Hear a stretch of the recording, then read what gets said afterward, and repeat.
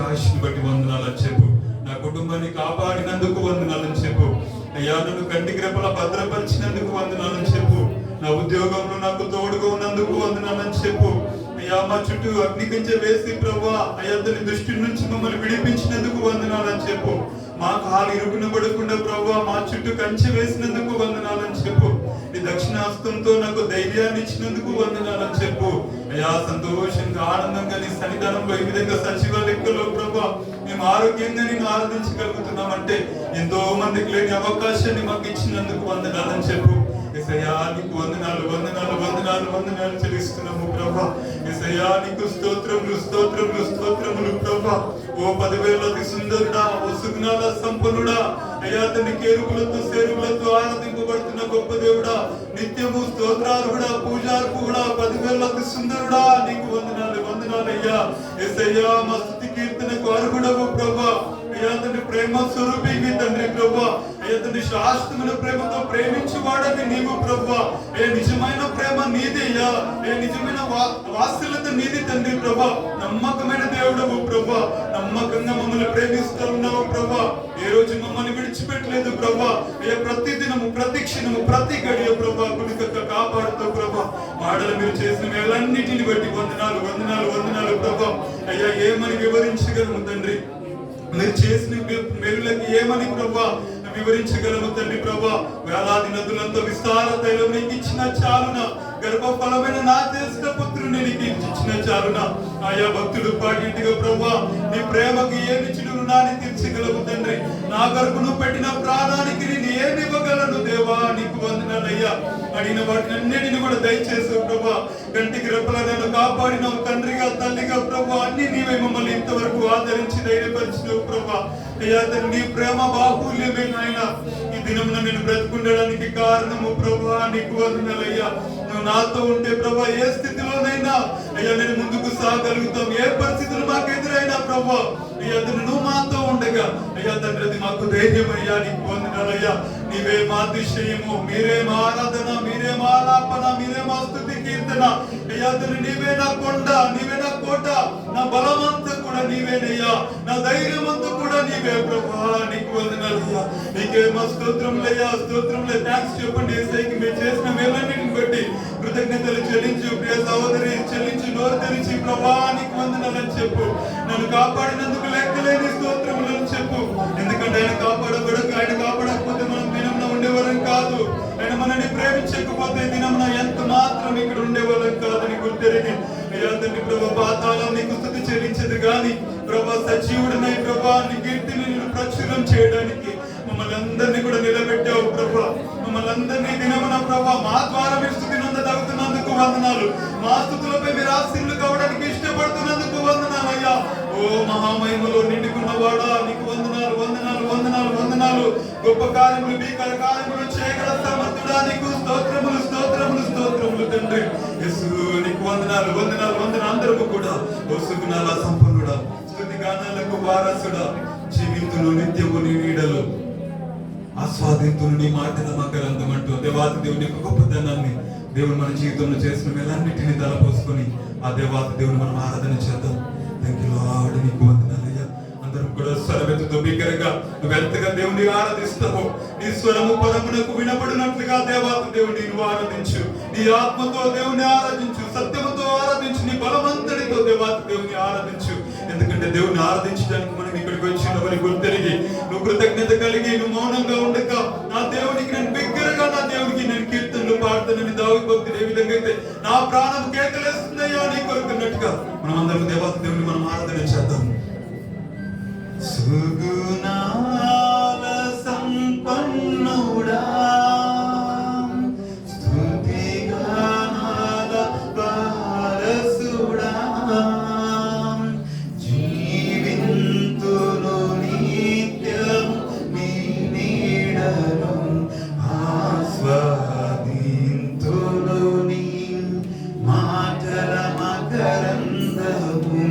జీవింతును నిత్యము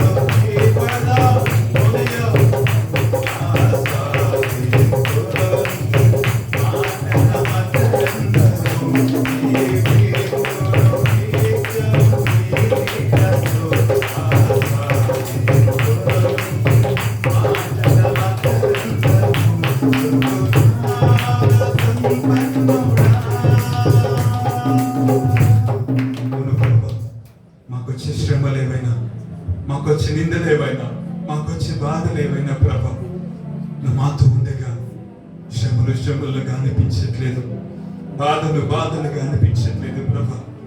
ఎందుకంటే ప్రభా, నువ్వు స్థితిగతులను మార్చగలవాడు అయ్యా తండ్రి. మార్గాలను సృష్టించేవాడు, జీవితాలను వెలిగించేవాడు, బ్రతుకు నావను ప్రభా నడిపించేవాడు. నువ్వు మాతో ఉండగా మాకు భయమైన ప్రభా, నువ్వు మాతో ఉండగా నువ్వు మాకిచ్చే ఆ మహిమ ఎదుట ఈ లోకపు అయ్యా శ్రమలు ఎంతటివి తండ్రి, నీకు వందనాలయ్యా. నువ్వు మాతో ఉన్నందుకు, మమ్మల్ని ప్రేమిస్తున్నందుకు మా జీవితాలు ధన్యములైపోయినవి ప్రభా.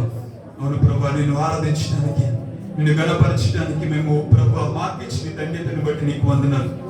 నువ్వు మాతో మాట్లాడితే మా జీవితాలు మారుతాయి ప్రభా. నువ్వు మాతో మాట్లాడితే మా బ్రతుకులు మారుతాయి ప్రభా. అయ్యా నువ్వు మాట్లాడితే ప్రభా మా జీవితంలో ప్రతి చీకటి తొలగిపోతుంది. అయ్యా నువ్వు మాతో మాట్లాడండి ప్రభా. ఈ సమయంలో ప్రభా మీరు మాతో మాట్లాడండి ప్రభా. నువ్వు పలుకుతే మాకు మేలు ప్రభా, నువ్వు పలికితే మాకు మంచిది ప్రభా, నువ్వు పలికితే మాకు క్షేమము ప్రభా. మీరు మాతో మాట్లాడండి ప్రభా.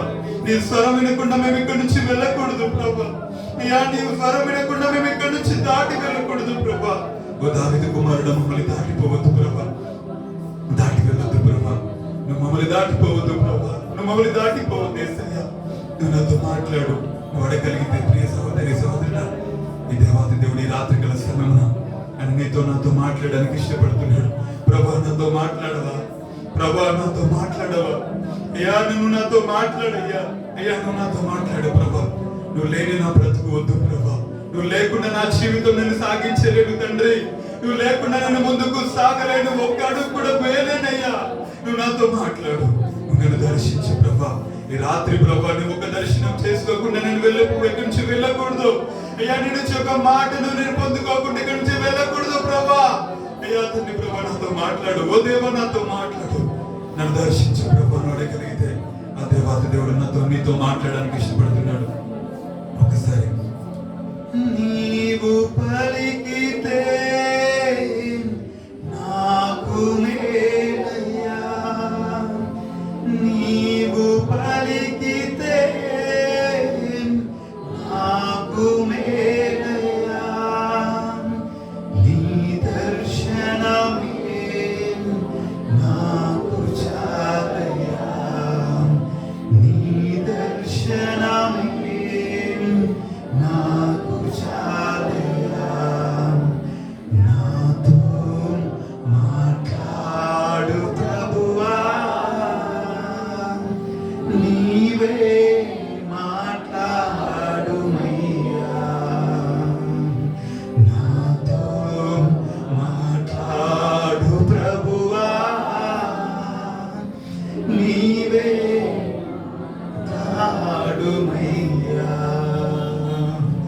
నీవు పలికితే నాకు మేలయ్యా, నీవు పలికితే నాకు మేలయ్యా, నీ దర్శనమే నాకు చాలయ్యా, నీ దర్శనమే నాకు చాలయ్యా, నాతో మాట్లాడు ప్రభువా,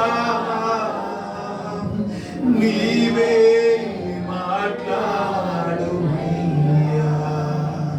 అవును ప్రభా, ఈ రాత్రి ప్రభా మీరు మమ్మల్ని దర్శించే సమయము ప్రభా, ఈ రాత్రి మీరు మమ్మల్ని బలపరిచే సమయము ప్రభా, కృంగిపోయిన వారు లేవనెత్తబడే సమయము, గుండె చెదిరిన వారు బాగు చేయబడే సమయము ప్రభా, అలసిపోయిన వారు ప్రభా ఆదరించబడే సమయము ప్రభా, ఏ రాత్రి ప్రభా కృంగిపోయిన వారు ప్రభా కన్నీళ్లతో ప్రభా నీ పాదలు కడిగే వారికి ప్రభా తండ్రి ప్రభా వారి జీవితం నాట్యంగా మార్చబడే సమయము ప్రభా, మారాలంటే బ్రతుకులు మధురముగా మార్చబడే సమయము తండ్రి, ఈ సమయం దర్శించు ప్రభా, మమ్మల్ని అందరినీ దర్శించు ప్రభా, నీ ఆత్మతో ముద్రించు, కన్నీళ్లు తుడవండి, ధైర్యపరచండి ప్రభా, నీ ఆత్మ బలముగా బ్రతుకబిడ్డను తాకును గాక అని ప్రార్థిస్తున్నాం. పరిశుద్ధాత్మ దైవమా, బ్రతుకబిడ్డను మీరు ఆదరించి బలపరిచి రాత్రి మీరు మాతో స్పష్టంగా సూటిగా నీ సేవకు ద్వారా మీరు మాతో మాట్లాడుతున్నామని ఎంతో ఆరాధించే భాగ్యం కృపను మాకు ఇచ్చినందుకు ఎంతగానో వందనాలు చెల్లిస్తున్నాం. నజరుడనేసి నామములో స్తుతి ఆరాధన ప్రార్థన అడిగి వేడుకొని సమర్పిస్తున్న మా ప్రియ పరమ తండ్రి, ఆమేన్. దయచేసి అందరూ కూడా కూర్చుందాం. మన మధ్యలో దైవ సేవకులు ఉన్నారు, మనకు వాక్య సందేశం అందిస్తారు.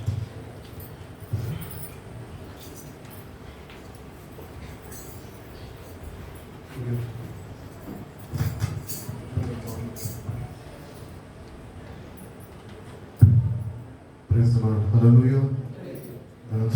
దేవుని సంతోషం మన రెండు చేతులెత్తుదాం, మన రెండు చేతులెత్తి దేవుని హల్లెలూయా. ప్రభువును దీవించి ఆశ్రయించుగాక. మంచిదండి. దేవుని వాక్యము ప్రతిసారి మనము చదువుతున్నప్పుడు అది మనకు మన జీవితాన్ని సరిదిద్దుకోమని ప్రతి నిమిషము మనకి తెలియజేస్తుంది. ప్రతిసారి దేవుని మందిరంకి వచ్చినప్పుడు లేక వాక్యం చదివినప్పుడు దేవుని వాక్యము మనకి ఏమి తెలియజేస్తున్నదంటే, నీ పిలుపు ఏంటి, వాట్ ఈస్ యువర్ కాలింగ్. దేవుడు మనల్ని పిలుచుకొని ఉన్నాడు. దేవుడు మనల్ని పిలుచుకున్నాడు కాబట్టే మనం ఈరోజు ఆయన మందిరావరణంలో ఆయనను స్తుతించడానికి, ఆయన వాక్యాన్ని వినడానికి, దాని ప్రకారం జీవించడానికి మనము వచ్చి ఉన్నాం. కాబట్టి దేవుడు మనం పిలిచినాడు కాబట్టి ఫస్ట్ ఆఫ్ ఆల్ మనము గ్రహించాల్సిన విషయం ఏంటి అంటే, మనకు అంటూ దేవుడు ఒక ఏమిచ్చాడు, గుర్తింపు అనేది మనకి ఇచ్చాడు. ఆ గుర్తింపుని మనం చాలాసార్లు మర్చిపోతూ ఉంటాం.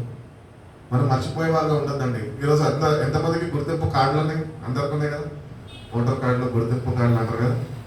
అట్టి రీతిగానే నీ కొరకు నా కొరకు 2000 సంవత్సరాల క్రితం కల్వరి సిల్వలో ఆయన రక్తాన్ని కార్చి ఆయనలో ఆయన మరణము ద్వారా నీకు ఒక గుర్తింపుని ఆయన కలుగు చేసి ఉన్నాడు. You are recognized as a child of God. నువ్వు దేవుని బిడ్డగా ఒక గుర్తింపుని ఆయన మరణము ద్వారా నువ్వు పొందుకొని ఉన్నావు. ఆ గుర్తింపులో మనం నిలిచి ఉన్నామా? లేకపోతే ఈ లోకంలో గుర్తింపు కొరకు ప్రయాసపడుతున్నాం? ఈ లోకంలో మనం ప్రయాసపడక్కర్లేదు.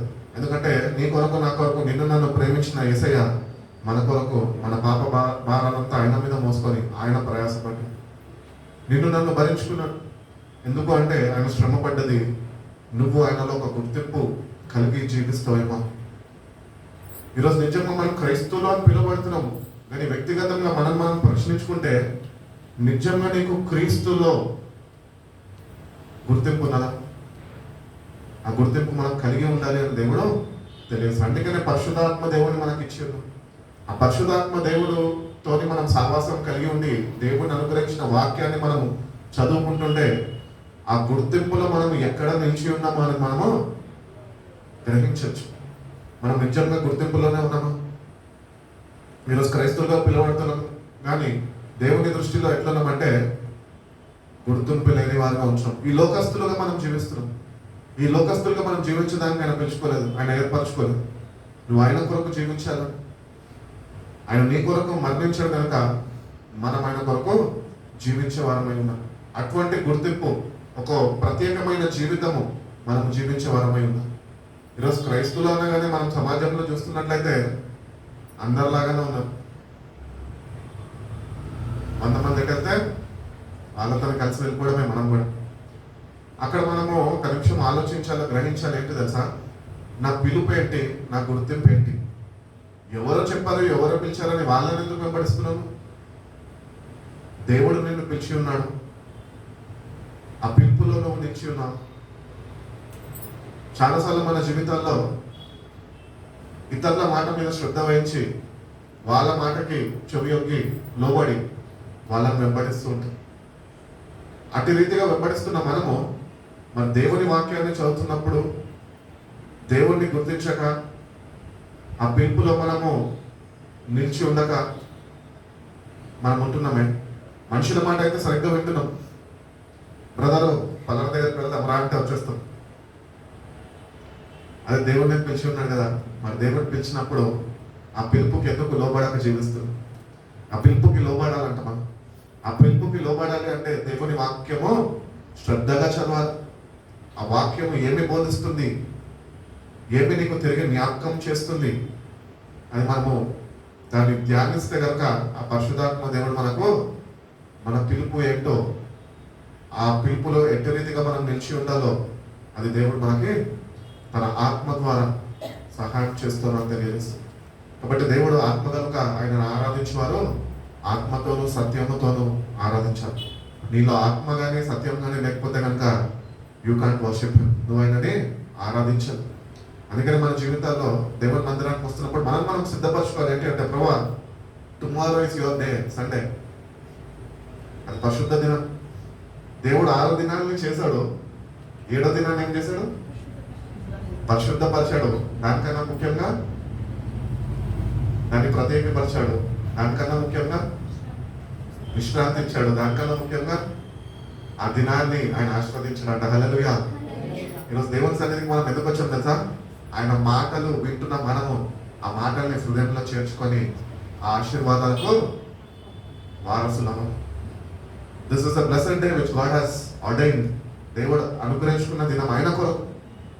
అందుకని పాత నిబంధనలు మనము మోషే ధర్మశాస్త్రంలో చూస్తే, ఈ పాత నిబంధనల ప్రకారం మనం చూసినట్లయితే, ధర్మశాస్త్రం ప్రకారం మనం చూసినట్లయితే ఈ దినం అంటే మనం ఏం చేయకూడదంట. మన ఇంట్లో వాళ్ళు కూడా ఏమీ పనులు చేయకూడదు. పశువులు కూడా ఏం పని చేయడానికి వీలు లేదంట. కానీ దేవుడు తన కుమారుడు మరణం ద్వారా మనకు స్వేచ్ఛనిచ్చాడు. ఏం స్వేచ్ఛనిచ్చాడు చెప్పాలి? హాస్టల్లో ఉన్నారు. ఆదివారమే పొద్దునే మందిరానికి సిద్ధపడాల్సిన వాళ్ళు బాత్రూంలో బట్టలు తొక్కుతుంటారు. ఎందుకంటే అన్నయ్య ఇది ఒకటే దినం మాకు దొరుకుతుంది. అదే రీతిగా కాదండి, ఈ ప్రత్యేకమైన దినాన్ని, దీనిలో ఉన్న ప్రత్యేకత ఏంటి? What is the importance which God has given to this holy day అని మనం గుర్తించేవారు. మనం అది గుర్తించి ఆ దేవుడు పిలిచిన పిలుపులో మనం నిలిచి ఉండి సమయానికి ఆయన మందిర ఆవరణంలో మనము హాజరవ్వాలి. మనం ఒకటి గుర్తించాలండి. ఏంటి తెలుసా?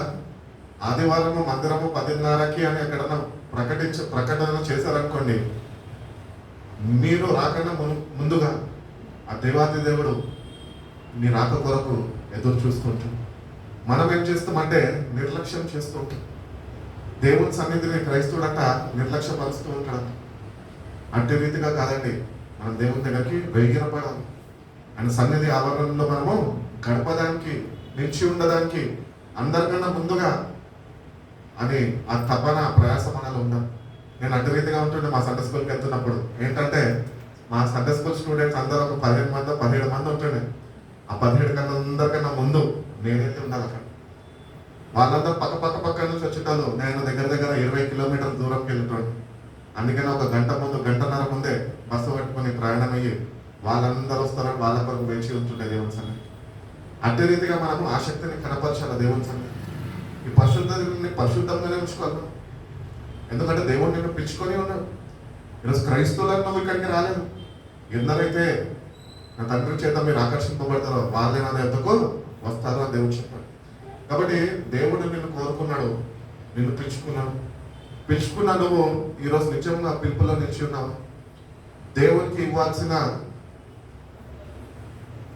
ఏమంటారు ఆ గౌరవము మనం ఇవ్వగలుగుతున్నాము. చాలాసార్లు మన జీవితాల్లో మనము పెద్దలకి గౌరవం ఇవ్వము, ఇంకా దేవుడికి ఏమిస్తాం? కనిపోయిన తల్లిదండ్రులకే గౌరవం ఇవ్వం.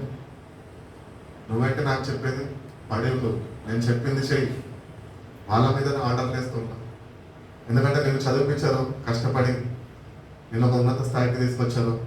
ఈరోజు నువ్వు ఒక మంచి ఉద్యోగం సంపాదించుకొని మంచిగా జీతం సంపాదించుకుంటూ దాన్ని బట్టి నువ్వు వాళ్ళ మీద ఆధిపత్యం చెలాయించాలనుకుంటున్నావు. అట్టి రీతిగా కాదండి. ఫస్ట్ నీ తల్లిదండ్రులను గౌరవించడం నేర్చుకో.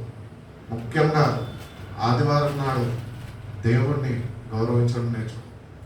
చాలాసార్లు క్రైస్తవులు దేవుణ్ణి గౌరవించరు.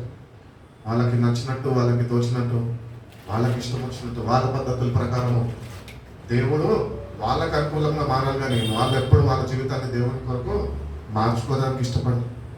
మన దేవుడు ఏమంటే మనలో మార్పు కోరుకుంటున్న వాడంట. మనం మారాలి అని ఆయన చిత్తమై ఉన్నది. అంతటా అందరూ మారు మనసు పొందాలి అని దేవుడు చెప్తున్నాడు. మారు మనసు ఎప్పుడు వస్తుంది? ఎప్పుడైతే నువ్వు దేవుని యొక్క భయభక్తులు కలిగి ఉంటావు అప్పుడే.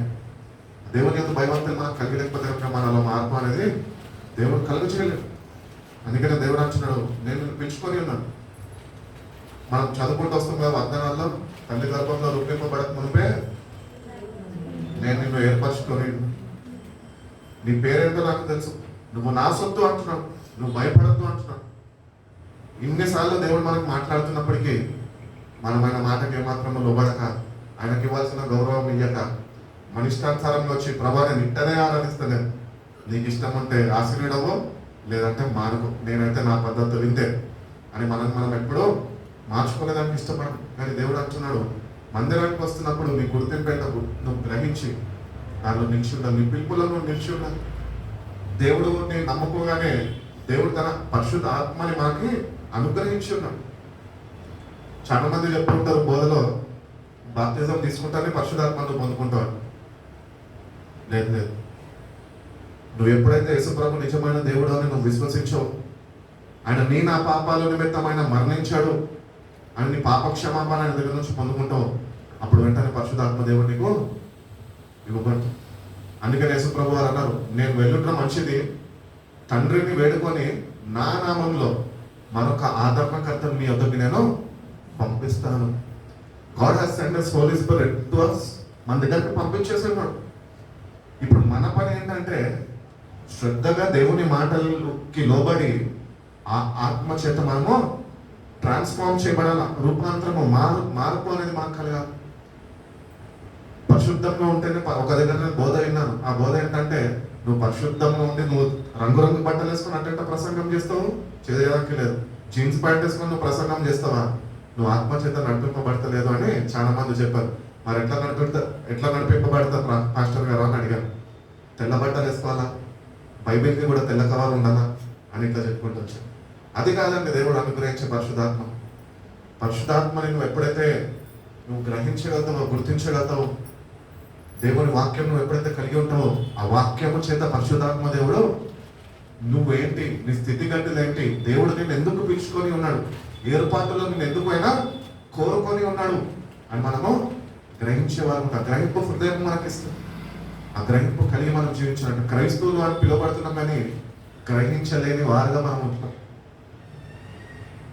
గ్రహింపు లేదు, మనకి ఇష్టం వచ్చింది మనం చేస్తాం. ఎవరు చూస్తున్నారు, ఎవరు చూస్తలేదు. కానీ దేవుడు ఆత్మ కనుక ఆయన సంచరిస్తున్నాడు. ఆయన మన మధ్యలోనే ఉన్నాడు, మనతోనే ఉన్నాడు. ఇంకొక మాట చెప్పాలంటే మనలోనే ఉన్నాడు. అందుకనే బైబిల్ చెప్తున్నది, నీ దేహమే దేవుని యొక్క ఆలయం. అటువంటి గ్రహింపు లేకుండా మనం జీవిస్తున్నామే. ఒకవేళ గ్రహింపు లేకుండా క్రైస్తవుల్లో మనం జీవిస్తుంటే కనుక ఆ గుర్తింపుని మనం పొందుకొని, మనం క్రీస్తులో గుర్తింపుని పొందుకొని వారు ఉండాలి. అంటే దేవుడికి విశ్వాసం ఇచ్చాడు, విశ్వాసం ఉంటే సరిపోదు. విశ్వాసంలో ఏం కావాలి? సంపూర్ణతలోనికి రావాలి. పరిశుద్ధాత్మ దేవుడే ఆ సంపూర్ణతలోనికి, ఆ ఫుల్నెస్ లోకి నడిపిస్తాడు. ఆ ఫుల్నెస్ లోకి నడుచుకునే దానికి మనము ఇష్టపడాలి. ఉదయకాలం కూడా వాక్యం చదువుకున్నాం. ఈరోజు వాక్య అంశం ఏంటంటే రికగ్నైజ్ యువర్ కాలింగ్. నీ పిలుపు ఏంటో నువ్వు గుర్తించేవారుగా ఉండాలి అని దేవుడు తెలియజేస్తాడు. తిమోతి రాసిన 2వ పత్రిక 1వ అధ్యాయము 6వ వాక్యం. 2 Timothy chapter 1 verse 6.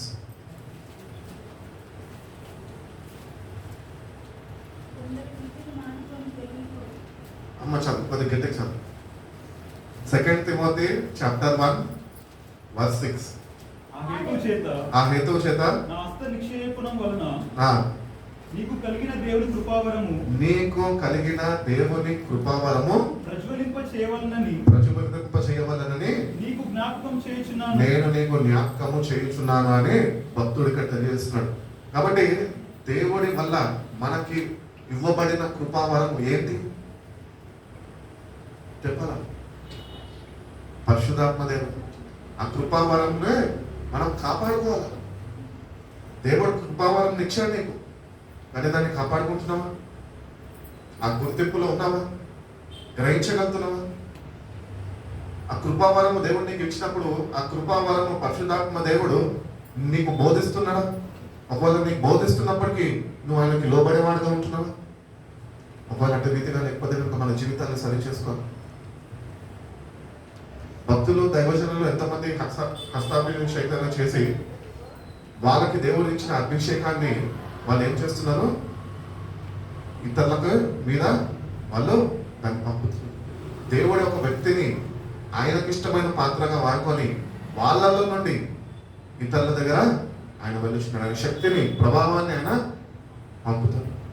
సో దేవుడి కృపావరంని మనకు ఇచ్చి ఉన్నాడంట, దాన్ని మనం కాపాడుకోవాలి. అందుకనే పరిశుద్ధాత్మ దేవుడిని ఆర్పద్దు అంటున్నాడు. మనం చాలాసార్లు నిర్లక్ష్యంతో ఆర్పిస్తూ ఉంటాం. అటు రీతిగా ఆర్పద్దని వాక్యము చేత, ప్రార్థనలో, కన్నీటితో దేవుడు అనుగ్రహించిన కృపావరంని మనము పొందుకోవాలా. అటు రీతిగానే ఆ కృపావరంలో మనము బలపడాల. బలపడమే కాదు, కానీ దాన్ని స్థిరపడే వాళ్ళు. అందుకనే వాక్యం చెప్పుచున్నది, ఎందరైతే ఆత్మచేత నడిపింపబడతారో వాళ్ళు మాత్రమే ఆయన కుమారులు అవుతారు. కాబట్టి you have to be led by the Holi Spirit in all circumstances of your life. నువ్వు ఎటువంటి పరిస్థితులు, ఎటువంటి స్థితిగతుల్లో నువ్వు వెళ్తున్నప్పటికీ క్రైస్తవుడిని నేను గుర్తింపు ఉంది అనుకుంటే సరిపోదు. ఆత్మచేత నడిపింపబడాలి. ఆత్మచేత నడిపింపబడాలంటే ఏం చేయాలి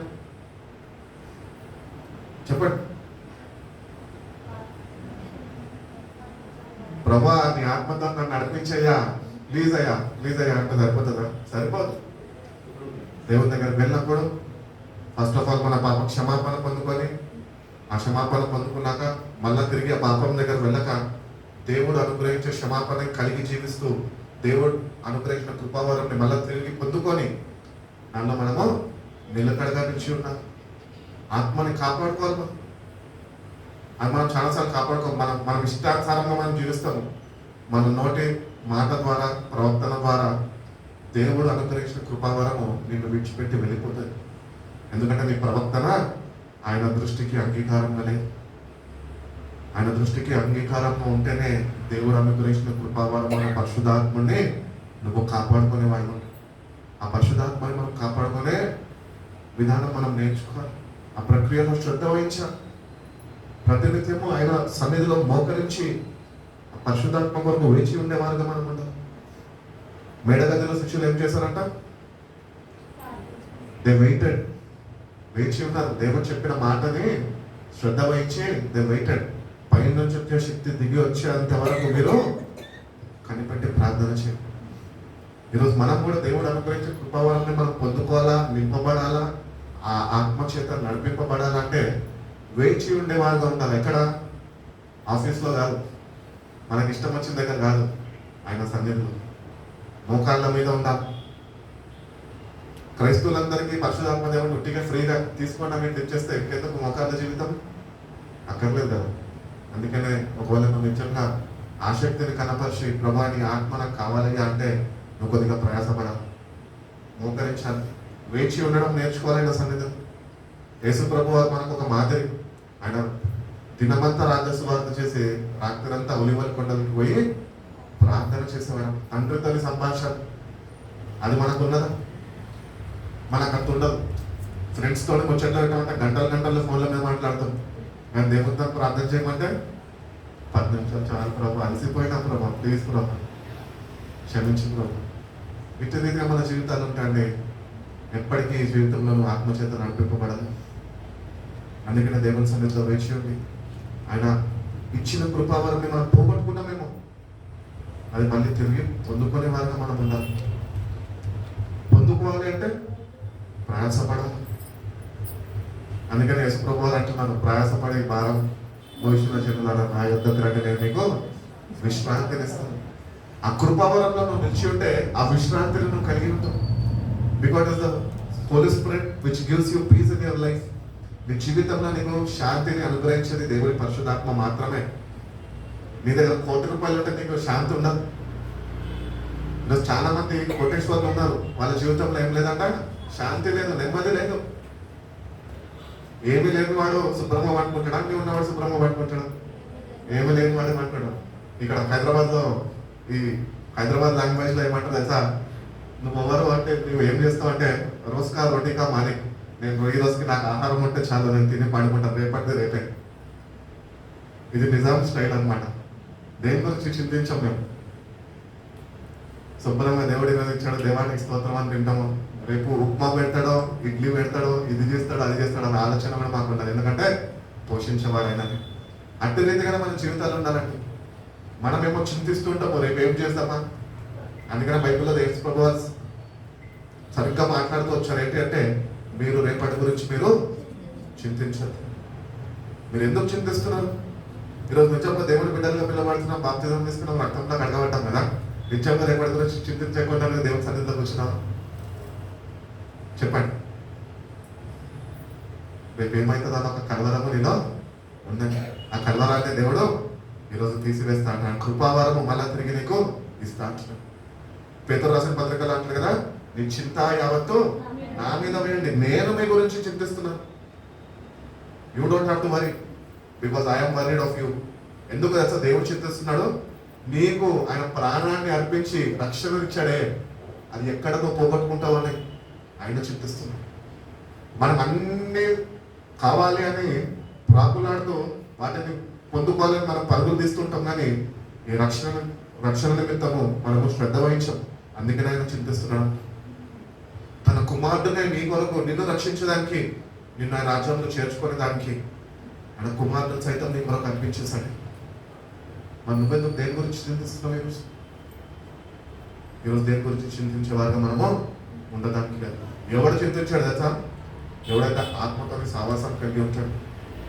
ఆ పరిశుద్ధాత్మ దేవుడు వాటిలో నుంచి ఆ చింతన మొత్తం తీసివేస్తాడు, ఆ నెమ్మదిని అనుగ్రహిస్తాడు.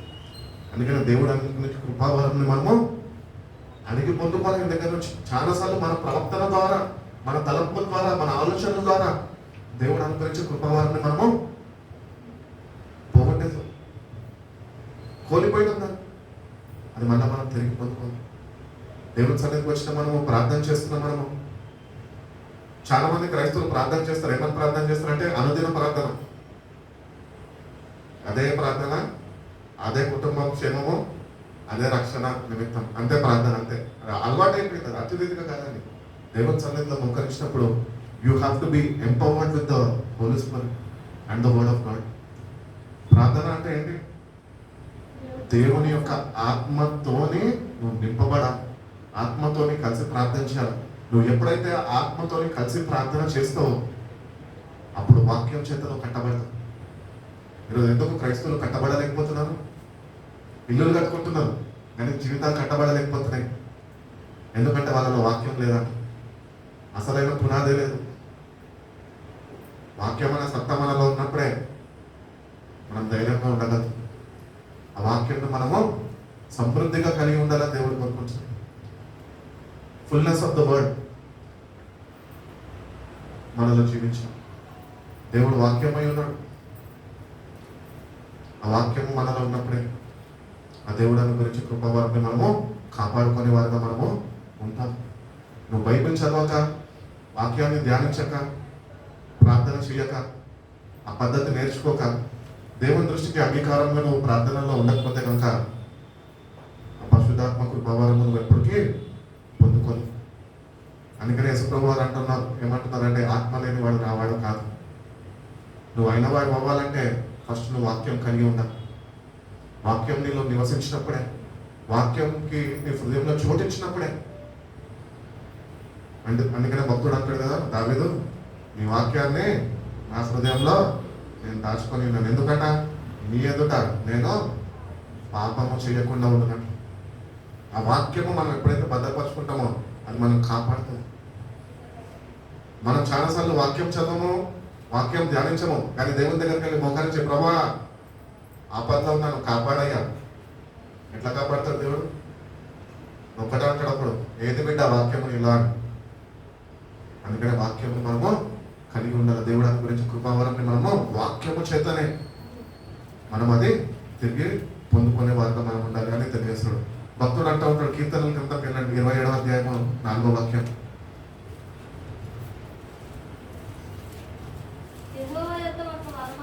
యెహోవా యొద్ద నేను ఒక వరము అడిగితిని, దానిని నేను వెతకుచున్నాను. యెహోవా ప్రసన్నత చూచుటకును,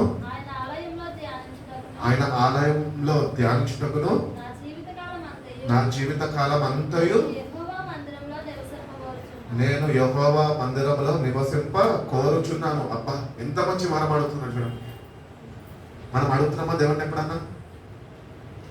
ఈ పరిశుద్ధాత్మ అనేది దేవుడు ఇచ్చి అనుగ్రహించే వరం. భక్తుడు తన ఆశని వ్యక్తపరుస్తున్నాడు దేవునితో. నేను యెహోవాను ఒక వరం అడుగుతున్నా అంట. ఆయన సన్నిధిలో, ఆయన ప్రసన్నత కొరకు ఐఎమ్ ఈగర్లీ వెయిటింగ్. ఎందుకంటే I want to be satisfied with his presence. ఆయన సన్నిధిలో నేను సంతృప్తిని కలిగి, అట్టి రీతిగా మనకు మన ఆసక్తిని కనపరచాలండి. అప్పుడే నువ్వు పరిశుద్ధాత్మ పొందుకోదు. మేడగదిలో వాళ్ళకి పని పాట లేక కాదు, దేవుడు ఏర్పరచుకున్నాడు కదా, దేవుడు కుమ్మరించవచ్చు కదా. దేవుడు వాళ్ళకి చెప్పాడు, మీరు వేచి ఉన్నాడు, కనిపెట్టండి. ఈరోజు క్రైస్తవుల్లో జీవిస్తున్న మనం కూడా ఈరోజు కనిపెట్టే అనుభవంలో ఉండాలి. We have to be watchful and we have to be thankful. Watchfulness and thankfulness రెండు తోడు నడుస్తాయి. నువ్వు ఎప్పుడైతే వాచ్ఫుల్గా ఉంటావో then you will live a thankful life. ఎందుకంటే you will be led by the spirit of God. ఈరోజు క్రైస్తవుల్లో చూస్తే వాచ్ఫుల్నెస్ లేదు, థ్యాంక్ఫుల్నెస్ లేదు. మరి ఏముంది? ఈ లోకంలో పట్టుకొని తిరుగుతున్న దురాత్మలు మొత్తము మనలోనే ఉంది. అంటే రీతిగా కాదండి. మనం దేవుడిని అడగాలి, దేవా ఆ వరం నాకు కూడా ఇవ్వు, నీ ఆత్మను మనం తిరిగి పొందుకొని నీ ప్రసన్నతను నేను అనుభవించే కృపను నాకు దయచేయి. ప్రార్థన చేస్తున్నామంటే ఏదో చేస్తున్నామని కాదు. You have to experience his presence. ఆయన సన్నిధిని నువ్వు అనుభవించేవాడు ఉన్నా, ఆయన సన్నిధి కొరకు వేచి ఉండేవాడు ఉంటాం. వేడుకోవాలి నేను నీ సన్నిధితోనే నింపు, ఆయన సన్నిధితో నింపబడాలి. మనది మనకి ఇష్టం వచ్చిన మనం ప్రార్థన చేసేసుకొని ప్రార్థన ముగించేసుకుంటే ఎవరికి ఉపయోగకరం? నేనంట నా ప్రార్థన ఈ రూఫ్ దాటి కూడా పైకి వెళ్ళదు, నీ ఇంటి దాటి కూడా పైకప్పు కూడా తాకదు. ఇంకా దేవుని దగ్గరికి ఎట్లా చేరుతుంది? అందుకనే ఇప్పటికైనా శ్రద్ధ వహించి దేవుడిని అనుగ్రహించే కృపావరం నువ్వు కాపాడుకునే వారిగా దాని కొరకు వేచి నుండి కనిపెట్టుకొని నువ్వు నీలో ఉన్న నిర్లక్ష్య స్వభావాన్ని విడిచిపెట్టి ఆయన సన్నిధిలో వేచి ఉండేవాడిగా నువ్వు ఉండ. అది పొందుకునేంత వరకు నువ్వు ప్రయాసపడుతున్నావు. ఈ లోకంలో ప్రయాసపడక్కర్లేదు, ఆయన సన్నిధిలో ప్రయాసపడు. ఆయన అనుగ్రహించే ఈవులన్నీ పొందుకో. దేవుడు ఏవైతే నీ కొరకు మేలులు దాచి ఉన్నాడో అవన్నీ నువ్వు పొందుకోవాలి అంటే పాస్టర్ దగ్గర పోయి ప్రార్థన చేయించుకుంటూ వచ్చావు. నువ్వు వేచి ఉన్నప్పుడే స్పిరిచువల్ బ్లెస్సింగ్స్ కానీ ఎర్త్లీ బ్లెస్సింగ్స్ కానీ దేవుడు ఇవ్వాలంటే ఇట్ డిపెండ్స్ ఆన్ యూ. నువ్వు అది ఎట్లా పొందుకుంటావు అది నీ మీద ఆధారపడి ఉన్నావు. నువ్వు వెళ్ళైన సమయంలో వేచి ఉంది పొందుకుంటావా, లేకపోతే ఇతరుల సహాయం తీసుకొని పొందుకోవడానికి ప్రయత్నిస్తుంటాం. మనము వేచి ఉండాలి అని దేవుడు తెలియజేస్తున్నాడు. కాబట్టి దేవుడు ఆ భక్తులు తెలియజేస్తున్నది, నేను ఒక కృపావరం అడిగి తిని ఆయన ప్రసన్నతను నేను చూడాలి, ఆయన ప్రసన్నతను నేను అనుభవించాలి. అట్టి రీతిగా మన జీవితాలు కూడా ఉండాలండి. ప్రార్థనలో వెళ్ళినప్పుడు we have to enjoy him. ఆయన సన్నిధిని లో ఆనందించే వారు ఉండాలి. నేను ఉదాహరణలో చెప్తూ ఉంటా, ఒక ఐస్ క్రీమ్ ఇచ్చామనుకోండి మంచిది, ఒక 100 రూపాయలు ఖరీదైన ఐస్ క్రీమ్, దాన్ని ఏం చేస్తాము? తింటాం. సిస్టర్ గారు తింటామంట. చెప్పండి, ఐస్ క్రీమ్ ఇస్తే ఏం చేస్తామండి? కొన్ని ఐస్ క్రీమ్ ఇచ్చారు నాకు, దాన్ని నేను తినకుండా ఇట్లా పట్టుకొని చూస్తూ ఉంటే ఏమవుతుంది? అది కరిగిపోతుంది. ఇప్పుడు నేను ఏం చేయాలా? సిస్టర్ చెప్పినట్టు తినాలంటే ఏం చేయాలా? ఫస్ట్ ఓపెన్ చేయాలి. ఓపెన్ చేసి దాన్ని రిలీజ్ చేయాలా, దాన్ని ఎంజాయ్ చేస్తూనే తినాలి.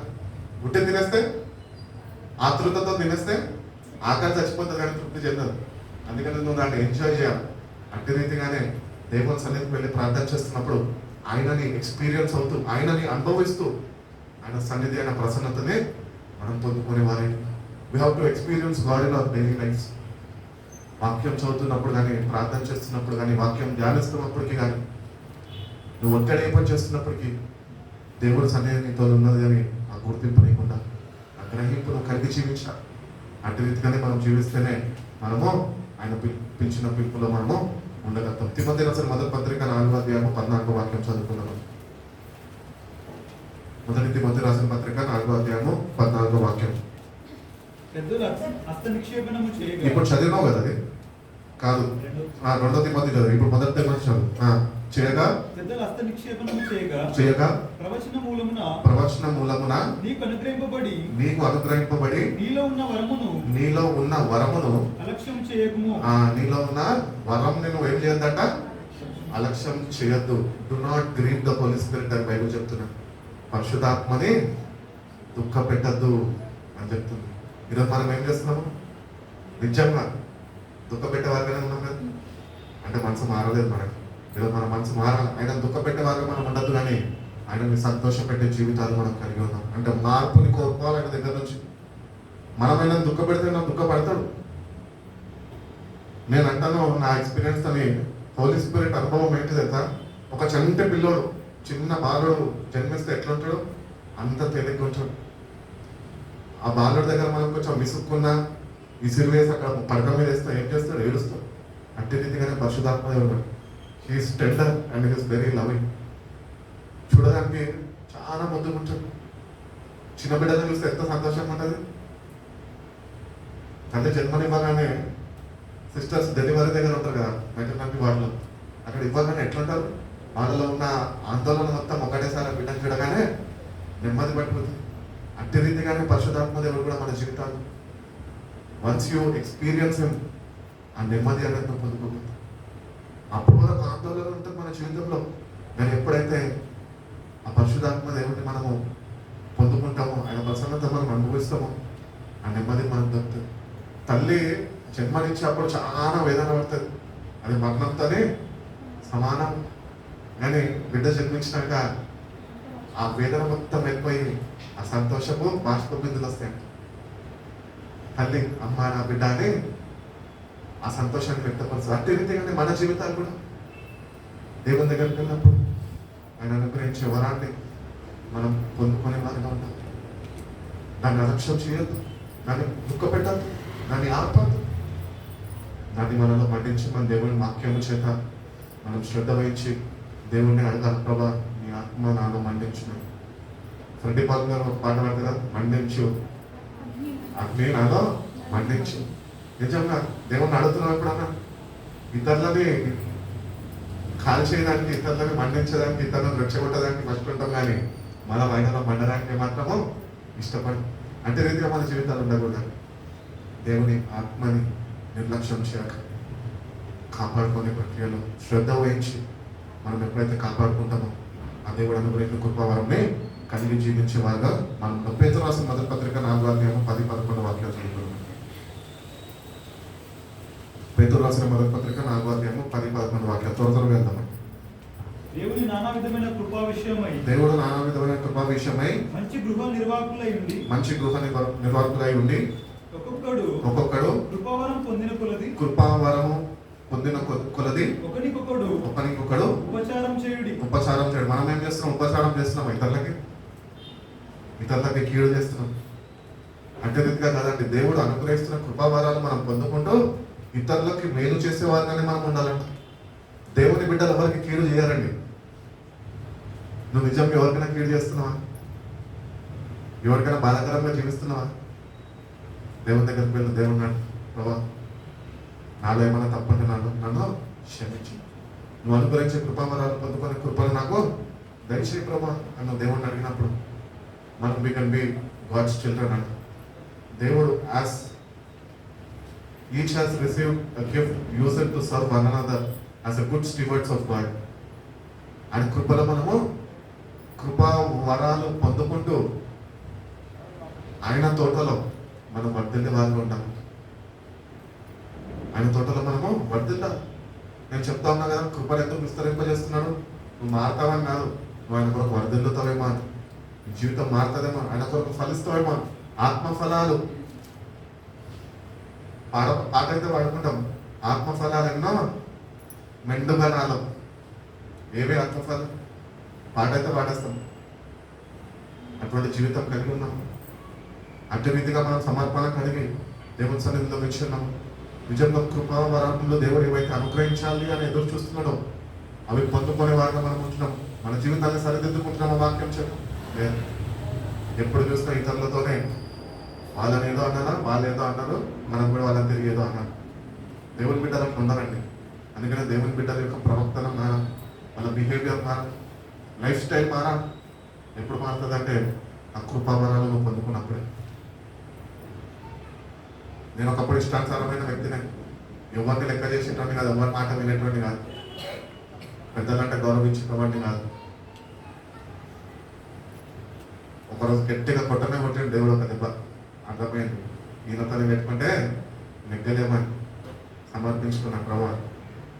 నీరు ఎక్కడ నీడనే ఉంటాను, నువ్వు ఎట్లా నడిపిస్తాను అంటే ఇంకా అప్పుడు మెల్లమెల్లగా కృపావరాలు పొందుకునే కృపనైనా దయచేసి. ఆ కృపావరాలు ఏమంటే, నా ఎగ్జాంపుల్ నేను చెప్పాలంటే, నాకు అసలు చదువు మీద కానీ చదువుని ఏదైతే చదువుతారో దాన్ని ధ్యానించే విషయంలో నాకు అసలు అంతా ఓపిక ఉండేది కాదు. అట్లాంటిది దేవుడు అనుగ్రహించిన కృపను బట్టి, ఆ కృపావరాన్ని బట్టి వాక్యాన్ని చదువుతాను, వాక్యాన్ని ధ్యానిస్తాను. కొన్ని గంటల వాక్యంతో నేను కూర్చొని దేవుడు అనుగ్రహించాడు కాబట్టి నేను అంటే రీతిగా చిన్నప్పటి నుంచి ఎల్కేజీ నుండి 10th వరకే చదవడం, బైబిల్ చదువుతున్నట్టు నాకే అర్థం కాదు ఒకసారి. ఇంతసేపు వాక్యంతో రెండో కూర్చుంటున్నారు అన్నాడు. అందుకనే దేవుడు కృపావరాలు అనుగ్రహిస్తున్నప్పుడు అవి మనం పొందుకొని దానిలో వర్ధిల్లే వారిగా ఉన్నాం. మన జీవితాన్ని సరిదిద్దుకుందాం. దేవుని కొరకు మనము జీవించేవారం, ఫలించేవారమై ఇతరులకి సహాయం చేసేవారుగానే ఉండాలి. ఇతరులని ఆదుకునే వారుగా ఉండాలి. ఇతరులని దేవుని ప్రేమతోని ప్రేమించేవారై ఉండాలి. ఎవరిని ద్వేషించే వారికి మనం ఉండదు. మనం ఎవరిని ద్వేషించద్దండి, ఎందుకంటే మనము దేవుని బిడ్డలై ఉన్నాం. నువ్వు ఇతరులని ద్వేషిస్తే దేవుడు నేను ఒకవేళ కాదనుకుంటే ఏం చేస్తావు? ఏం చేయలేవు. అందుకని నువ్వు ఎవరిని కాదనద్దు. అందరినీ చేరదీసుకో, దేవుని ప్రేమతో చేరదీసుకో. దేవుని ప్రేమతోనే కలిసి జీవించడం నేర్చు. అప్పుడే ఎక్కడైతే ప్రేమ నిలిచి ఉంటుందో అక్కడే దేవుని యొక్క ఆత్మ నిలిచి ఉంటుంది. అన్నింటిలో శ్రేష్టమైనది ఏంటంటే ప్రేమయే. దేవుడే ప్రేమ అయినాడు. బైబిల్ చెప్తుంది గాడ్ ఇస్ లవ్. యోహాన్ రాసిన పత్రికలో అంటాడు దేవుడే ప్రేమ అయ్యాడు. ఆ ప్రేమనే నువ్వు కలిగి లేకపోతే దేవుడు అనుగ్రహించిన కృపావరాలు నీవు ఎన్నటికీ పొందుకోదు. అందుకనే దేవుని ప్రేమతో మనము నింపబడాలి. దేవుని సన్నిధిలో అడగాల, దేవాని ప్రేమతో నన్ను పాట పాడతాం కదా, సౌలను పౌలుగా మార్చిన గొప్ప దేవుడు. నీలో ప్రేమ నాలో నింపబడాలి. పాట పాడితే నింపబడదు. ట్యాప్ ఇస్తే నీళ్ళు వస్తాయేమో కానీ పాట పాడితే నింపబడదు. ప్రయాసపడాలి. నిజంగా ఆయన ప్రేమని రుచి చూసి ఆ ప్రేమలో నిలిచి ఉండి ఆ ప్రేమని పొందుకుంటూ ఆ ప్రేమ చేత బలపరచబడుతూ ఆ ప్రేమతో మనము నింపబడే వాళ్ళు ఉంటారు. అప్పుడే దేవుడు అనుగ్రహించిన కృపావరమును పొందుకుంటాం. ఈరోజు లోకంలో ఎట్లున్నారంటే ప్రార్థన చేసే వాళ్ళే, పేర్లు చెప్పండి కానీ ప్రార్థన చేసేవారు. వాళ్ళంటే గిట్టదు, వీళ్ళంటే గిట్టదు. వాళ్ళు వస్తే మూర్తి తిప్పుకొని పక్కకి వెళ్ళిపోతారు, కానీ వీళ్ళు ప్రార్థన చేస్తారు. ప్రేమ లేని వాళ్ళు, వాళ్ళకి ఎవరు నచ్చుతారో వాళ్ళ దగ్గరికి వెళ్తారు, వాళ్ళకే ప్రార్థన చేస్తారు, వాళ్ళతోనే నవ్వుకుంటూ ఉంటారు. ఇతరులను చూడగానే ఒకలాంటి ద్వేషము, అసలు ముఖాన్ని చూడడానికి కూడా ఇష్టపడరు. వాళ్ళు క్రైస్తవులేనా? నటన జీవితం అంటే రీతిగా మనలో ఎవరిలో ఉన్నాను. క్షమాపణ కోరుకోదే ఉన్నాను. ప్రభా, నీ ప్రేమతో నేను కలిగి జీవించే కృప నాకు వచ్చు. నిన్ను హింసించినా, నిన్ను దూషించినా, నీ మీద అబద్ధాలు చెప్పినా నువ్వు దేవుని బిడ్డవు కనుక దేవుని ప్రేమని వ్యక్తపరిచేవాడిగానే ఉందా. అదొక కృపావరం, అన్నింటిలో శ్రేష్టమైనది. దేవుడు లోకాన్ని ఎంతగానో ప్రేమించడం బైబిల్ చెప్తున్నది. It is the love which God has for you and me. ఆ ప్రేమనే రక్షణని నీకు అనుగ్రహించింది. ఆ రక్షణను మనం కాపాడుతాం. ఎట్లా కాపాడబడుతుంది? దేవుడు అనుగ్రహించే కృపావరం చేత. ఆ కృపావరంలో మనము కాపాడుకునే వారిగా ఉండాలని దేవుడు తెలియజేస్తాం. తిమోతి రాసిన 2వ పత్రిక 4వ అధ్యాయం 2వ వాక్యం.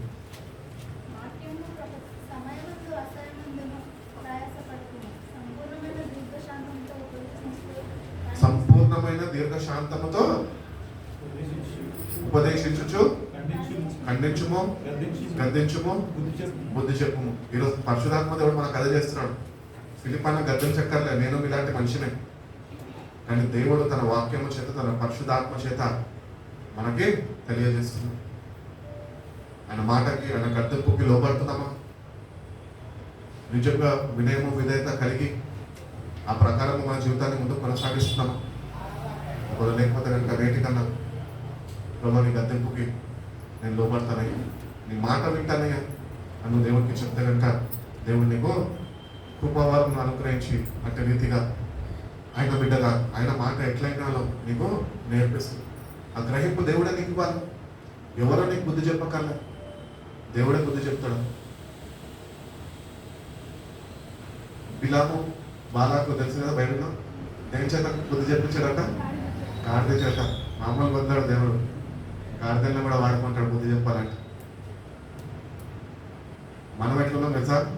ఆ గాడిదని మించిపోయినాం, కంచరి గాడిదల వల్ల తెలుస్తుంది. అయినప్పుడు బుద్ధి చెప్తాడు. ఆయన చెప్తున్నప్పుడు ఆయన మాటని చేర తీసుకొని లోబడితే కనుక సరే సరే, లేదంటే ఒకరోజు దేవుడే ఎట్లా బుద్ధి చెప్పాలంటే బుద్ధి చెప్తాడు. అంతవరకు దిగజారం. పరిశుధాత్మ సహాయాన్ని పొందుకొని ఆయన మాటకి లోబడి, గద్దెంపుకు లోబడి, దాని ప్రకారం ఆయన వాక్యాన్ని చేపట్టుకొని ఇంకో నేను మన జీవితాన్ని మనము సరి చేసుకోవాలి. మనము ఏం కలిగి ఉండాలంటే we have to be patient. Patience అనేది ఉండాలంటే ఓపిక. చాలా మందికి ఓపిక ఉండదు. ప్రసంగికుడు గంట సేపు ప్రసంగం అంటే గంట కాదు, గంట 15 నిమిషాలు అయితే వినే పక్కన వాళ్ళని కూడా డిస్టర్బ్ చేస్తారు. ఫస్ట్ ఆఫ్ ఆల్ వాళ్ళు విన్నారు, వినేటోళ్ళని కూడా డిస్టర్బ్ చేస్తారు. ఎప్పుడు ముగిస్తాడేమో, ముద్రష్టపడు అని చెప్పి తిట్టుకుంటూ ఉంటాం. అంటే రీతిగా కాదండి. దేవుడి వాక్యము ప్రకటించబడుతున్నప్పుడు, వింటున్నప్పుడు నీ ఆసక్తిని కనపరచు, నీ ఓపిక సహనాన్ని దేవుడు చూస్తున్నాడు. ఎంత శ్రద్ధ వహిస్తున్నావు, వాక్యాన్ని ఎంత జాగ్రత్తగా వింటున్నావు. నువ్వు ఎంత జాగ్రత్తగా వాక్యం వింటే అంత జాగ్రత్తగా వాక్యం నీలో భద్రపరచబడుతుంది. నువ్వు నిర్లక్ష్య స్వభావంతో వింటే విన్న వాక్యం విన్నట్టే వెళ్ళిపోతుంది. నేను చాలాసార్లు యవనస్తులకు ఇక్కడ చెప్తుంటా, శ్రద్ధ వహించి వాక్యం వినండి. సరే నా వింటామా అని తలుపుతారు, కానీ వాళ్ళు వినరు. ఇక్కడ నుంచి చూస్తుంటా కదా, వినరు. నేను వాళ్ళకి ఒకటి చెప్తుంటా, ఇంతసేపు ఇంత ప్రయాసపడి వాక్యము మీకు బోధిస్తే పరిశుధాత్మ దేవుడి సహాయంతో మీరు మెట్లు దిగి వెళ్తున్నప్పటికే నల్ల కాకిలాగా అపవాది వచ్చి ఆ వాక్యాన్ని నీలో నుంచి దొంగలించేస్తారు. వాక్యం దొంగలింపబడద్దు మన దగ్గర నుంచి. అది విని ప్రార్థన ముగించబడక మునిపే అది నీలో భద్రపరచబడాలి. భద్రపరచబడినప్పుడే నువ్వు ఇంటికి వెళ్ళి మళ్ళీ తిరిగి వాక్యాన్ని ధ్యానించగలుగుతావు. ఈరోజు చాలాసార్లు మన జీవితంలో ఎన్నో సంఘాలకు వెళ్ళుంటాం, ఎన్నో వాక్యాలు వెళ్ళుంటాం. చాలా బాగా చెప్పాడు బ్రదరు అని అంటాం. ఆ సిస్టర్ చాలా బాగా చెప్పింది వాక్యము అంటాం. బాగా చెప్పిందని విన్నావు, కానీ ఇంటికి వెళ్ళి వాక్యాన్ని ధ్యానించావా? విన్న వాక్యాన్ని ధ్యానించావా? ధ్యానించాలి. అంత సమయం లేదు. నిన్నదే ఎక్కువ, మందిరానికి వెళ్ళడే ఎక్కువ. అంటే రీతిగా మన జీవితాలు ఉంటే దేవుడు అనుగ్రహించే కృపావరాలు ఏమాత్రమో పొందుకోలేని వారిగా మనం ఉంటాం. అందుకనే విన్న వాక్యాన్ని హృదయంలో భద్రపరచుకొని తిరిగి వెళ్ళి మళ్ళీ మనం ధ్యానించాలి. ప్రసంగికుడి ద్వారా దేవుడి నీతో ఒక రీతిలో మాట్లాడితే నువ్వు ధ్యానించినప్పుడు నీతోనే మరొక రీతిగా మాట్లాడతాడు. God loves to talk to crowd of people. కొంతమంది గుంపుతో ఉన్నప్పుడు ఆయన మాట్లాడతాడు, కానీ వ్యక్తిగతంగా నువ్వు ఆయన మాట చదువుతున్నప్పుడు ఆయన నీతో మాట్లాడడానికి ఇష్టపడతాడు. అందుకని ఇంటికి వెళ్ళి వాక్యాన్ని ధ్యానించేవారు. చాలా మంది రాసుకుంటాం కదా, నేను కూడా రాసుకుంటాను. ఈ రోజు కూడా నేను ఎవరు చెప్పిన వాక్యం నేను రాసుకుంటాను. ఎందుకు తెలుసా? నన్ను వెళ్ళినాక మళ్ళీ అది ఎప్పుడన్నా సమయం చూసుకొని ఏం చెప్పాడు దేవుడు నాతో నేను మాట్లాడుతున్నాడు నేను దాన్ని మళ్ళా పరిశీలిస్తా, దాన్ని ధ్యానిస్తా. అవునా, ఇది కరెక్టే కదా, దేవుడు ఆయనతో అట్లా మాట్లాడాడేమో కానీ నాతోనే ఇట్లా మాట్లాడుతాడు. అప్పుడు అర్థమవుతుంటుంది మనకి ఏంటంటే దేవుడు నాతో కూడా మాట్లాడేవాడు. అందుకని ఆయన ఏం పేరు? మాట్లాడే దేవుడు. ఆయన మనతో మాట్లాడడానికి ఇష్టపడతాను. అందుకని నీ సమయం ఆయనకి ఇచ్చి ఆయన మాటకి నువ్వు లోబడి దేవుడు గురించి కృపావరంలో నువ్వు పొందుకున్న ఓపికతో నువ్వు కలిగి ఉండాలని పేతురు రాసిన 2వ పత్రిక 1:12 ముగించుకుందాం. 2 Peter chapter 1:12. కాబట్టి మీరు ఈ సంగతులను తెలుసుకొని మీరు అంగీకరించిన సత్యమందు స్థిరపరచబడి ఉండి వీటిని గూర్చి ఎల్లప్పుడూ మీకు జ్ఞాపకం చేయుటకు సిద్ధముగా ఉన్నాను అని భక్తుడు తెలియజేస్తున్నాడు. ఈరోజు భక్తుడు సిద్ధంగా ఉన్నాడు, కానీ ఈరోజు మన సమయంలో ఈ దినంలో పరిశుద్ధాత్మ దేవుడు సిద్ధపడి ఉన్నాడు. That you will listen to his voice. నువ్వు ఆయన మాటలు విని నువ్వు ఈరోజు అన్నా ఆయన చెప్పిన ప్రతి ఒక్కటి నువ్వు జ్ఞాపకం తెచ్చుకునేదానికి ఆయన నీకు సహాయం చేస్తానని తెలియదు. Therefore, I intend always to remind you about these qualities. Through you know that you are established in truth and you have. సత్యవాక్యాన్ని బోధించినప్పుడు ఆ సత్యవాక్యం అంట మనలో నిలిచి ఉండాలి, మనం దాన్ని స్థిరపరచబడి ఉండాలంట. ఇప్పుడు చిన్న కంపెనీ స్టార్ట్ చేస్తారు, ఆ కంపెనీ స్టార్ట్ చేసినాక దాన్ని ఏం చేస్తారు? ఎస్టాబ్లిష్ చేస్తారు, ఎక్స్పాండ్ అవ్వాలి. అప్పుడే బిజినెస్ గ్రోత్ అనేది ఉంటుంది. అమ్మో నాకు కూడా రాదు ఇవన్నీ కానీ తెలుస్తుంది కొద్దిగా. ఒక చిన్న స్టార్ట్అప్ కంపెనీ పెట్టినప్పుడు స్టార్ట్ చేసేసి అట్లనే ఉంటే ఎవరికి ఉపయోగకరంగా ఉండదు, మనీ అనేది రొటేట్ అవ్వదు. అట్టి రీతిగానే మనము వచ్చేసి మందిరంలో వాక్యం వినేసి వెళ్ళిపోతే సరిపోదు.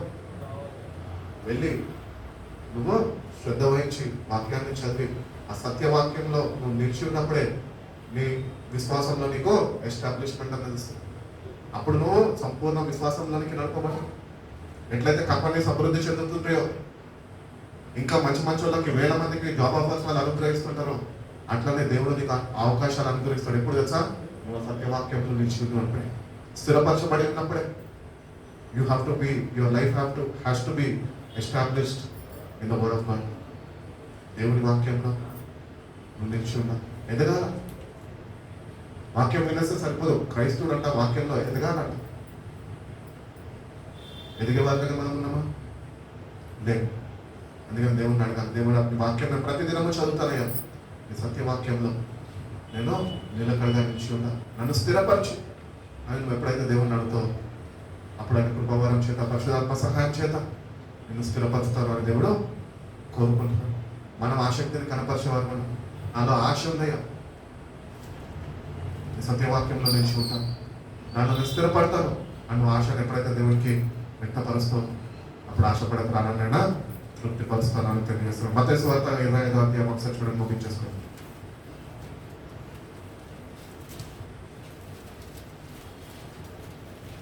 దేవుడు ప్రతి ఒక్కరికి ఏమి ఇచ్చాడంట? తలాంతులు ఇచ్చాడంట. అవునా? నీకే తలాంత ఇచ్చాడు? ఇతరులతో పేజీ పెట్టుకోమని చెప్పండి, నిజం చెప్పుకున్నాం. ఇతరులతో కొట్లాడుతుండాలంట తలాంతు. దేవుడు ప్రతి ఒక్కరికి ఒక తలాంతు ఇచ్చాడు. దేవుడు ప్రతి ఒక్కరికి ఒక తలాంతు ఇచ్చినప్పుడు అక్కడ తలాంతుల గురించి చెప్తాడు. ఒకరికి 5 తలాంతులు, ఒకరికి 2 తలాంతులు, ఒకరికి 1 తలాంతు ఇచ్చాడు. ఎవరెవరు ఎట్టి రీతిగా వాళ్ళు దాన్ని ఉపయోగకరంగా వాళ్ళు వాడుకున్నారో వాళ్ళకి తెలుసు, అది మనం చదువుకున్నాం. కానీ ఈరోజు నేను అడుగుతాను, దేవుడు నీకు ఇచ్చిన తలాంతు ఏదైతే ఉన్నదో అది దేవుడి కొరకు ఉపయోగిస్తున్నావా? చెప్పాలి. మీరు ఎట్లా పెడుతున్నారంటే మొత్తాలు నాకు ఏ తలాంతు దేవుడు ఇయ్యలేదండి, మమ్మల్ని అడగద్దని అన్నట్టు పెడుతున్నారు. దేవుడు అంటే ఒట్టిగా ఇయ్యడం, ఒట్టిగా వదిలేయడానికి ఏదో ఒక తలాంతు ఇస్తాడు. నేను వాక్యంలో ఎదిగినప్పుడు దేవునితో సరైన సహవాసం లేనప్పుడు నాకు ఒక తలాంతు ఇచ్చాడు. ఏంటి తెలుసా? మందిరం నీట్గా ఊడవాలా, కార్పెట్లు దులపాలా, కార్పెట్లు వేసుకోవాలా, బట్ట పెట్టి తుడవాలా, బాత్రూంలో గడుపుకోవాలా, మందిరం వచ్చిన వాళ్ళందరికీ వాళ్ళకి అవసరత ఏంటో చూసుకోవాలా. It's a talent God has given me. నేను అనుకున్నా నాకు ఈ ధన్యత, ఇది చాలు, ఈ జీవితానికి జన్మకి ధన్యంలో బాబు ఇది ఆయన మందిరంలో పనిచేయడం అనుకున్నాను. ఆయన అంచెలంచెలుగా దేవుడు రక్షించుకుంటూ వచ్చు, వాక్యం చెప్పే వరకు నన్ను నడిపిస్తవచ్చు. కాబట్టి నీకు దేవుడు ఇచ్చిన తలాంతు నువ్వు ఈ లోకపరంగా ఉపయోగించడానికి కాదు, కానీ ఆయన కొరకు ఉపయోగించేవాడిగా ఉన్నా. అది ఏదైనా కానీ ఆ తలాంత్ ఏంటో నీకు తెలుసా? దేవుడు ఇచ్చిన తలాంత్ ఏంటో, నీకు ఇచ్చిన తలాంత్ ఏంటో నీకు తెలియకుండా ఉంటున్నావా? ఈరోజు ఆయన సన్నిధిలో మోకరించి, ప్రభా నా తలాంత్ ఏంటో నువ్వు నాకు తిరిగి జ్ఞాపకం చేయి. ఆ టాలెంట్ ఏంటో నువ్వు నా దేవుడు ప్రతి ఒక్క మనిషిలో ఒక టాలెంట్ దాచి ఉంటుంది. నువ్వు దేవుని నమ్ముకున్నాగా దేవుని మందిరంలో దేవునిలో ఆ టాలెంట్ని ఉపయోగించాలి ఆయన కొరకు. ఈ లోకంలో ఉన్న వాటి కొరకు కాదు. అందుకనే మన టాలెంట్ ఏంటో మనం గుర్తించి ఆ టాలెంట్ ప్రకారం మనము మన జీవితాన్ని దేవుని కట్టమన్నాడు. మనం ఆ టాలెంట్ ఆయన కొరకు ఉపయోగించినప్పుడే ఆయన మనం కట్టడానికి ఇష్టపడతాం. ఆ టాలెంట్ మనము నిర్లక్ష్యం చేసేసి నాకేం లేదు, నాకేం తెలియదు, నాకేం తోచదు, నాకేం అర్థం కాదు అనేసి వదిలేసే వరకు నీకు ఇచ్చిన తలాంత్ నువ్వు పోగొట్టుకున్నదే కాకుండా లాస్ట్కి దేవుని చేత పొందుకోవాల్సిన బహుమానం కూడా నువ్వు పొందుకోలేని వాడిగా నువ్వు ఉండిపోతావు. యూదా రాసిన పత్రిక 1:5 వాక్యం.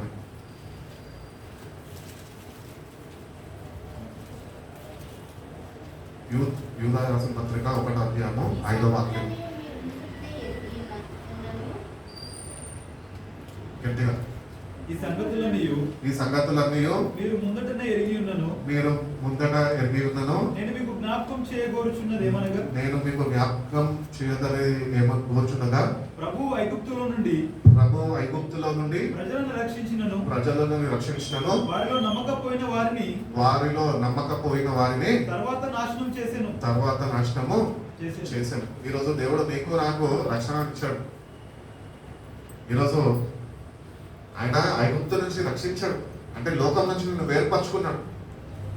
లేదు ప్రభా నేను ఇంకా ఐగుప్తులోనే ఉంటా, లోకంలోనే ఉంటా అంటే రక్షించిన దేవుడు నిన్ను తప్పక నాశనం చేసేది రోజు ఒకటి రాబోతుంది.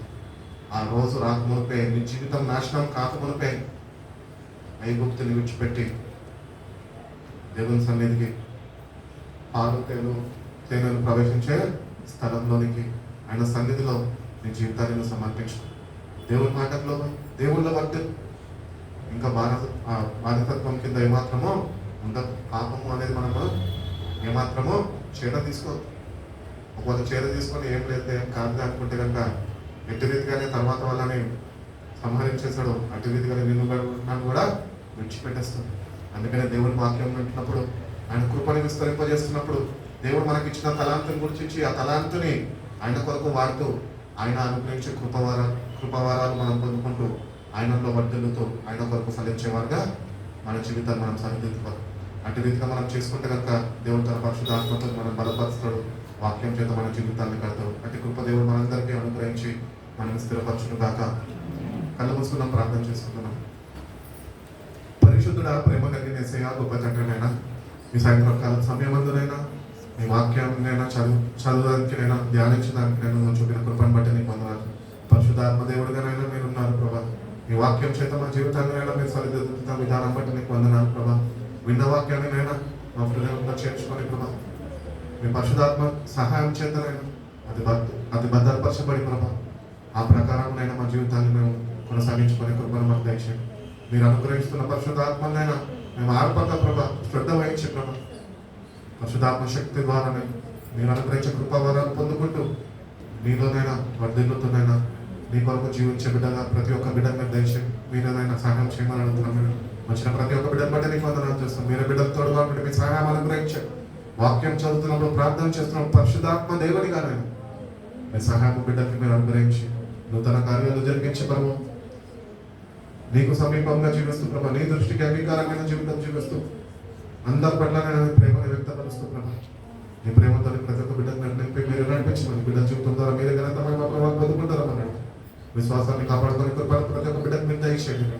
నీ వాక్యం చదువు ప్రార్థన చేస్తున్నా కానీ మీరైనా నా బిడ్డకు తోడుగా మీ సహాయాన్ని అనుగ్రహించండి. విశ్వాసాన్ని మేము కాపాడండి ప్రభు, కాపాడుకునే కృపను బిడ్డకి పెట్టచ్చు. మీరే బిడ్డలు తోడుకోండి. అవసరతల్లో ఎక్కువలో ఇబ్బందుల్లో బిడ్డలు అయితే ఉన్నారు ప్రభు, అన్ని ఎరిగి ఉన్న దేవుడు కనుకనైనా మీరేనైనా బిడ్డలు తోడుగా ఉండండి. మీ సహాయాన్ని అనుగ్రహించి ప్రతి ఒక్క అవసరతనైనా మీ మైండ్లో మీరు తీర్చండి ప్రభు. మీరే బిడ్డలు తోడుగా మంచి ఆరోగ్యంతో బిడ్డలు మీరు దీవించి ఆశ్రయించండి. నేను ఆనందిస్తూ ముందు కొనసాగే కృపను ప్రతి ఒక్క బిడ్డకు మీరు దయచేస్తున్నాను. మీ చేతులైతే ప్రతి ఒక్క బిడ్డను మీరు ఆశీర్వదించండి. యేసయ్య పరిశుద్ధ నామములో ఈ ప్రార్థన అడిగి వేడుకుంటున్నాను పరమ తండ్రి. ఆమేన్.